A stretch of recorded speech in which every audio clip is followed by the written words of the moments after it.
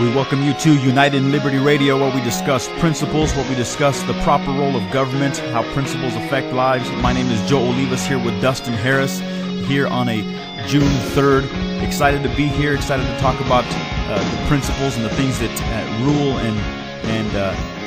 and direct our lives as we live by principles. You know, I was a little cautious there when I said the word rule there, but I hope people understand that when I'm saying things that rule our lives, I'm really talking about this pattern that we should be following. Right, really, the rule of law, and I'm not talking about the rule of law when it is regarding government, but the rule of law when it regards the universe. Yeah, I mean, there's principles that will guide and direct how you act. You can subscribe to or adhere to flawed principles, which I would argue aren't principles, just ideas. Right. And those will lead to unintended consequences that will not be favorable. You can't live a life of crime and expect to live a life of freedom. I mean, that's a natural consequence of violating a principle, meaning living a life of crime as opposed to following the rule of law. But and even bringing that down to a family situation, when I throw my kid in his room and time out and he says life isn't fair, what about my freedom? What about my liberty? Well, guess what? You give that up when you live by falsehoods or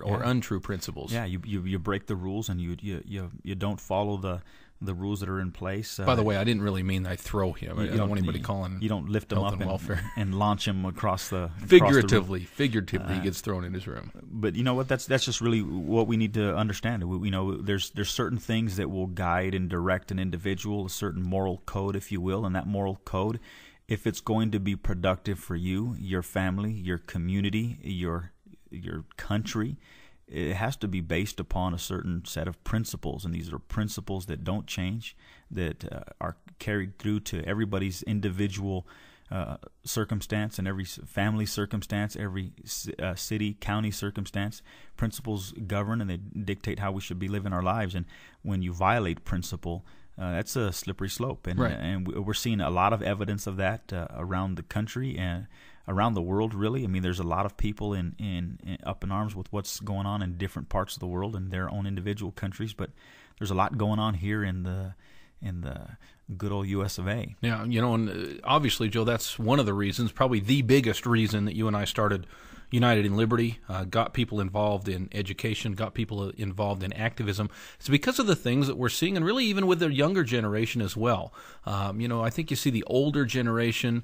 It's interesting to watch the United in Liberty Community Action Committee meetings, and those who are meeting, most of them are seasoned citizens. Many of them are retired. Many of them grew up in the quote-unquote greatest generation. I would argue with that, but nonetheless, that's another story for another time. But the point is these individuals get it.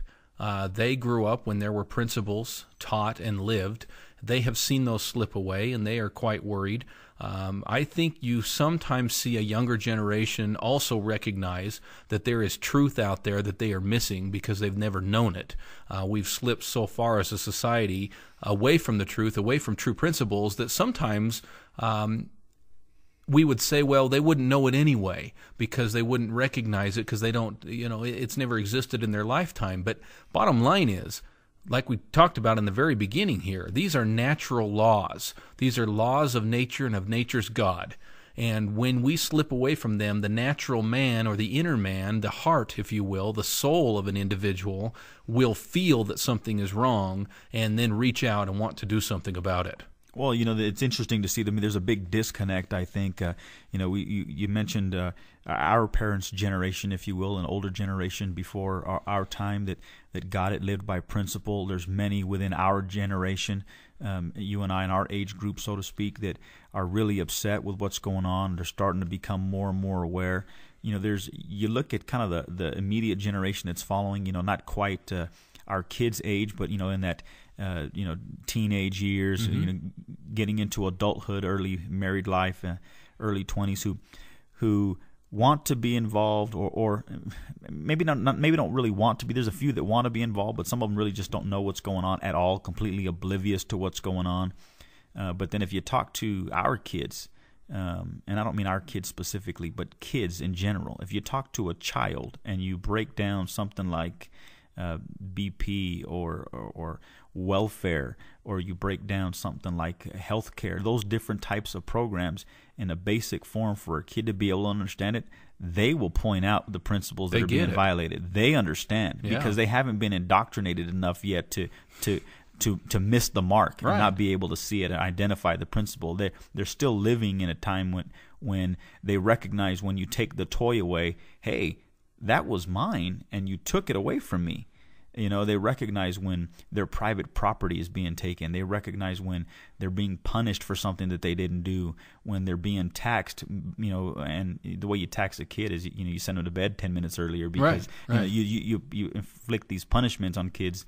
They recognize when principles are being violated. They don't know that they're principles, you know, the way we've articulated them, but they know that something's wrong and something's happened, and so it's amazing to see kind of that disconnect in that generation just before, you know, just that would be leading our kids, so to speak. But isn't it interesting as they get into the early 20s of their lives, sometimes we see the exact opposite. And I don't know whether it's the public school system, maybe the whole metro kid situation where many of them grow up in the cities, not on the farms doing hard work, you know, out enjoying the wilderness, if you will. I'm not exactly sure what it is, but sometimes we do see that indoctrination.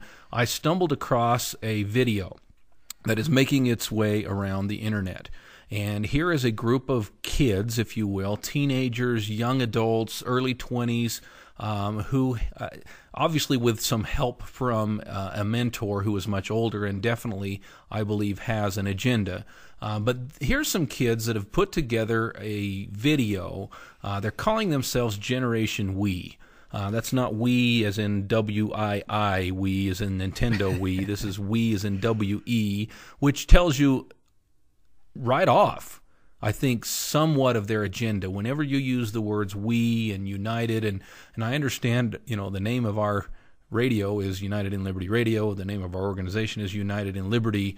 That being said... No, but I think we recognize the individual. When you're talking about we or they or us or them, that type of thing, you're talking about a collectivized group of individuals. You always have to ask yourself, what's behind that we? Right. Who's behind that us or that them, you know, that terminology? Who's behind that pulling the strings? Exactly. What I've done is I've taken a 4-minute video. I've cut it down to about 2, maybe slightly over 2 minutes long, and I may pause this as we go through, but I want you to listen as you hear the video.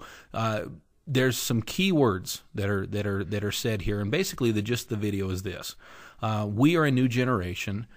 We don't like what's going on, and thus we are going to solve it. Okay, great. Sounds like the platform of United in Liberty, until you start to listen to the hidden messages, and not even so much hidden. If you listen to what they flat out say, as far as what their agenda is, it's a very, very interesting take on what's going on here in the United States of America. Here we go. This is Generation We.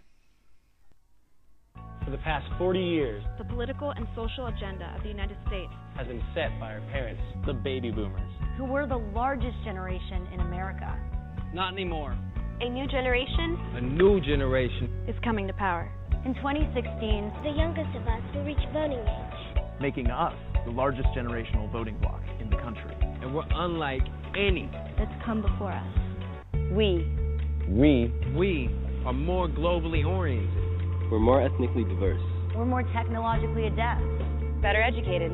Less politically partisan. Better educated than our parents, right? in American history. To inherit a nation In decline. In decline. Our national debt is $10 trillion. That's $30,000 of debt. $30,000 in debt. For every man, woman, and child. Our educational system is failing. We have the highest child poverty rate in the developed world. Some of us are losing our homes. Our dependence on fossil fuels has polluted our environment. Our water is contaminated. And our health. I'm sorry. I'm glad you stopped it because my ears were starting to bleed. The funny thing is they are the most educated, but our education